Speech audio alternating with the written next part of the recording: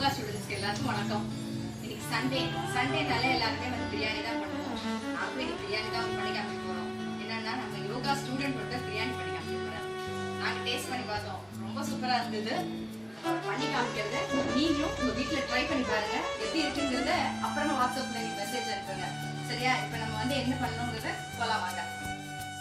தேவையான பொருட்கள்: பாஸ்மதி ரைஸ் அப்படின்னா சீரக சம்பா, வெங்காயம், தக்காளி, பச்சை மிளகா, கேரட்டு, பீன்ஸு, உருளைக்கிழங்கு, புதினா, கொத்தமல்லி, தயிர், தேவையான அளவுக்கு மிளகாத்தூள், உப்பு, எலுமிச்சைப்பழம், பட்டை, கிராம்பு, ஏலக்காய், இலை, இஞ்சி, பூண்டு. இதை பேஸ்ட்டாக அரைச்சிக்கோங்க.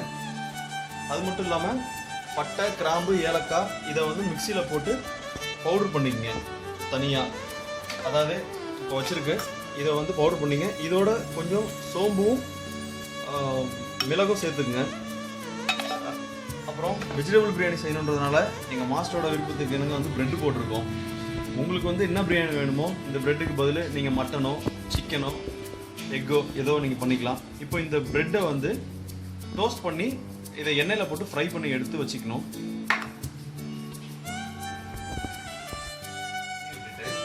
இந்த ப்ரெட்டை வந்து ஃப்ரை பண்ணிடணும். நல்லா பொன் நிறத்தில் வர அளவுக்கு ஃப்ரை பண்ணிடணும். வந்து இந்த ப்ரெட்டை நல்லா எண்ணெயில் போட்டு வறுத்து எடுத்துக்கணும். நல்லா பொன்னிறமாக ஆகிற அளவுக்கு வறுத்துக்கணும். இந்த எண்ணெயை போட்டு வறுத்துக்கணும். இதை வந்து மாஸ்டர் வந்து ரொம்ப எல்லாரையும் வந்து எண்ணெய் அதிகமாக யூஸ் பண்ணக்கூடாதுன்னு சொன்ன ஒரு காரணத்தினால நாங்கள் எண்ணெயில் முக்கி எடுக்காமல் ப்ரெட்டில் எண்ணெயை லைட்டாக காட்டியிருக்கோம்.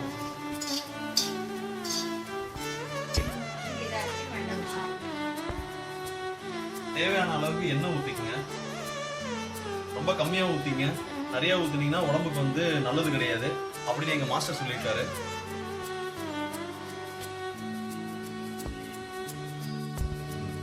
எண்ணெய் காஞ்ச உடனே வச்சிருக்கிற பட்டை, கிராம்பு, ஏலக்காய், இந்த இலை இதை வந்து வானல்ல போட்டு லைட்டாக வதக்கணும். அந்த வாசனை வந்த உடனே நல்லா வாசனை வரணும்.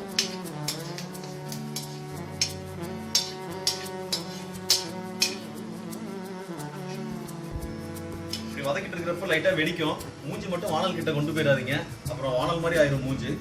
அடுத்தது இது நல்லா வதங்கின உடனே நம்ம அரைச்சி வச்சிருக்கிற இஞ்சி பூண்டு பேஸ்ட்டை அதில் கொட்டிடணும். திருப்பி அதை லைட்டாக நல்லா வதக்கணும்.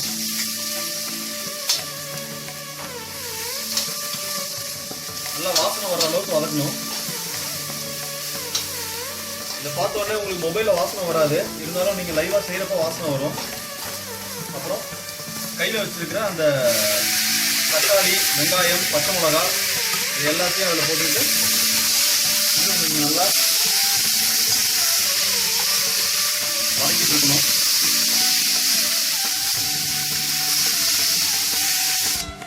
இப்போ இந்த மாதிரி வதங்கி நல்லா வந்த உடனே அதில் தேவையான அளவுக்கு உப்பு போட்டுங்க. உப்பு அதிகமாக சேர்த்துக்காதீங்க, தேவையான அளவுக்கு போட்டுங்க அப்படின்னு மாஸ்டர் சொல்லியிருக்காரு. அடுத்து மஞ்சள் லைட்டா. இது நம்ம அரைச்சி வச்சிருந்த பட்டை, கிராம்பு, ஏலக்காய், சோம்பு, மிளகு இந்த பொடியும் இதில் போட்டு ஒரு வதக்கிக்கணும். வதக்கின உடனே வாசனை வரும்.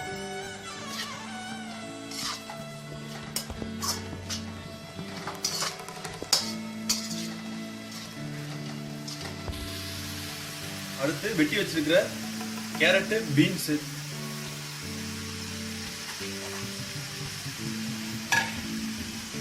வெட்டி வச்சிருக்கிற உருளைக்கிழங்கு நிறைய சேர்த்தீங்கன்னா வாய்வு, இருந்தாலும் தேவையான அளவுக்கு சேர்த்துங்க. இப்போ இதை போட்டு ஒரு வதக்கிடணும்.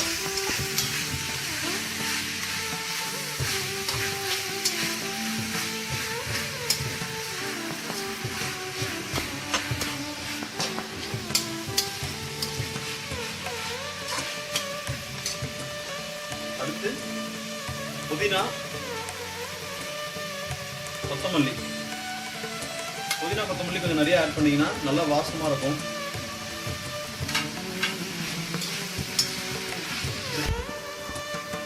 வச்சிருக்கிற மிளகாய் பொடி வந்து 1 கிலோவுக்கு 3 ஸ்பூனு, அரை கிலோனா 1.5 ஸ்பூன் ரைஸ்க்கு.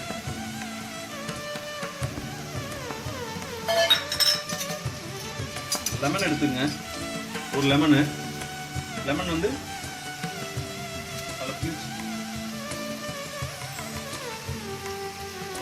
அதில் பிழிஞ்சு விட்டுக்குங்க.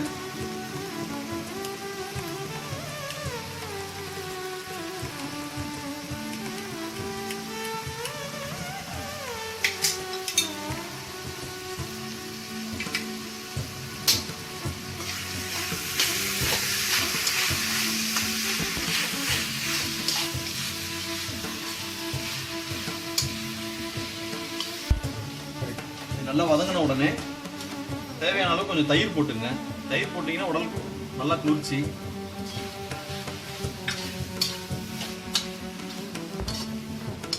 தயிர் போட்டு நல்லா வதக்கிக்குங்க.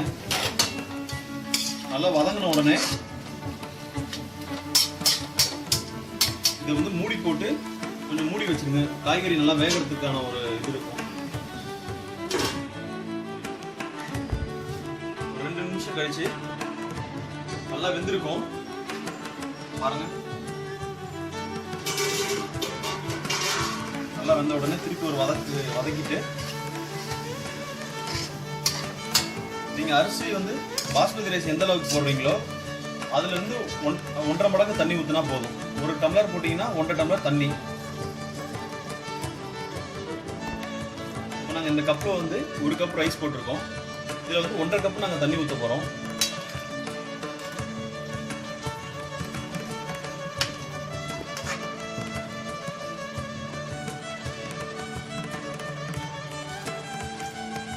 ஊற்றியாச்சு. உங்களுக்கு பிரியாணி ட்ரையா வேணும்னா தண்ணி கம்மியா ஊற்றிக்கலாம்.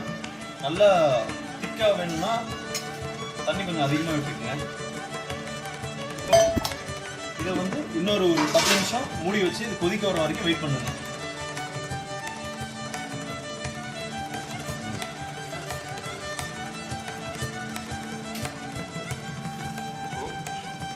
பத்து நிமிஷம் கழிச்சு நல்லா கொதிச்ச உடனே பார்க்கணும். நல்லா கொதி வந்திருக்கு. இப்போ ஊற வச்ச பாஸ்மதி ரைஸை இதில் போட்டு லைட்டாக கிண்டிடணும்.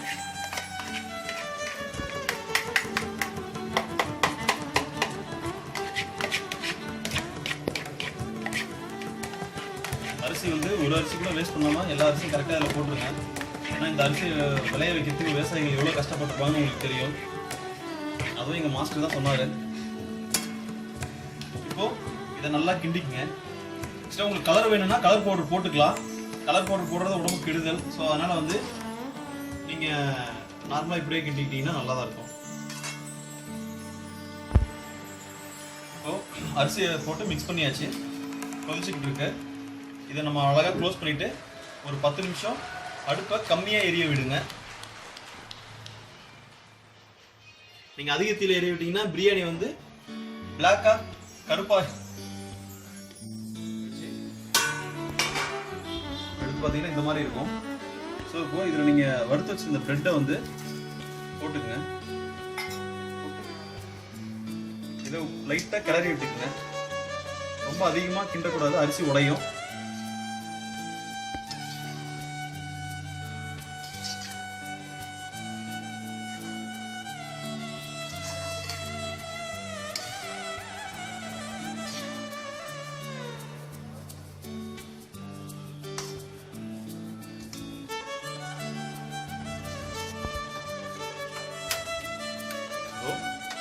சின்ன வானல்ல நெய் விட்டுக்குங்க.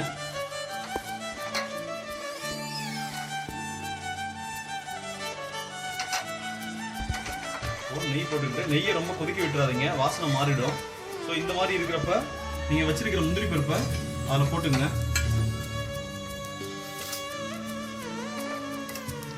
லேசாக இது வதக்கிங்க. பொன்னிறமாக வர அளவுக்கு இந்த முந்திரி பருப்பை வதக்கிங்க.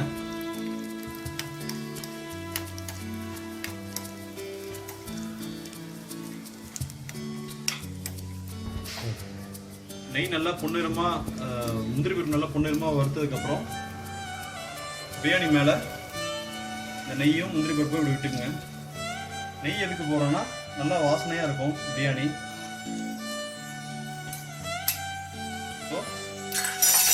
மீதி வச்சிருக்கிற கொஞ்சம் கொத்தமல்லியை இதில் லைட்டாக தூவி விட்டுருங்க.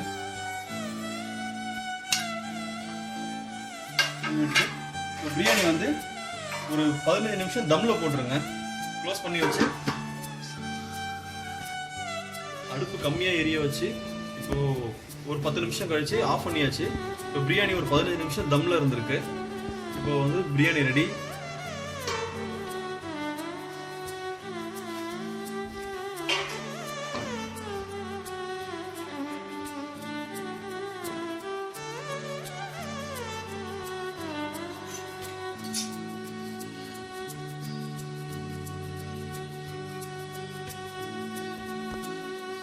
கொத்தமல்லியை வந்து அது மேலே தூவி விட்டீங்கன்னா கலர்ஃபுல்லாக இருக்கும். இப்போ பிரியாணி ரெடி. சூடான பிரியாணி ரெடி. பிரியாணியை ரொம்ப பெருசாக கிளறாம லைட்டாக உதிர்ற மாதிரி இப்படி பண்ணணும்.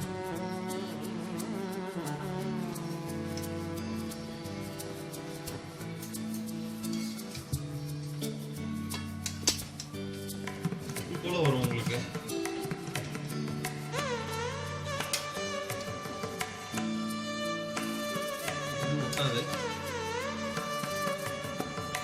பிரெட் மட்டும் கொஞ்சம் கரைஞ்சிருக்கும்.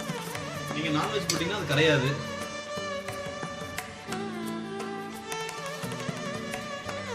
சூடான பிரியாணி ரெடி. இதை சாப்பிட்டு பார்த்துட்டு உங்களுக்கு ஃபீட்பேக் கொடுப்பாங்க. இப்போ பிரியாணி ரெடி. இந்த பிரியாணியை டேஸ்ட் பண்ணி பார்க்க போறாங்க. டேஸ்ட் பண்ணி பார்த்துட்டு எப்படி இருக்குன்னு சொல்லுவாங்க. ஓ, இவ்வளோ நேரம் நீங்கள் பார்த்தீங்க. இந்த பிரியாணி யார் செஞ்சுருப்போன்னு யோசிப்பீங்க. இந்த பிரியாணியை நான் தாங்க செஞ்சேன். என் பேர் ராஜேஷ் ரங்கா. இந்த பிரியாணி நல்லா இருக்கா நல்லா இல்லையான்னு மேடம் சாப்பிட்டு டேஸ்ட் பண்ணி பார்த்துட்டு உங்களுக்கு சொல்லுவாங்க. சாப்பிட்டு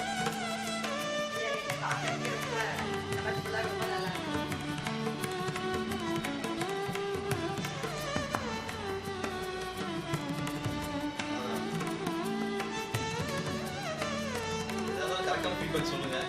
அவங்க வந்து பார்க்குறவங்களாம் வந்து ரொம்ப ரொம்ப நல்லா இருக்கு. இவ்வளோ நேரம் நீங்கள் பார்த்துருப்பீங்க. நீங்கள் உங்கள் வீட்டில் செஞ்சு பாருங்க. செஞ்சு பார்த்துட்டு என்ன ஃபீட்பேக்கோ அதை எங்களுக்கு சொல்லுங்கள். முக்கிய தகவல் ஒன்று.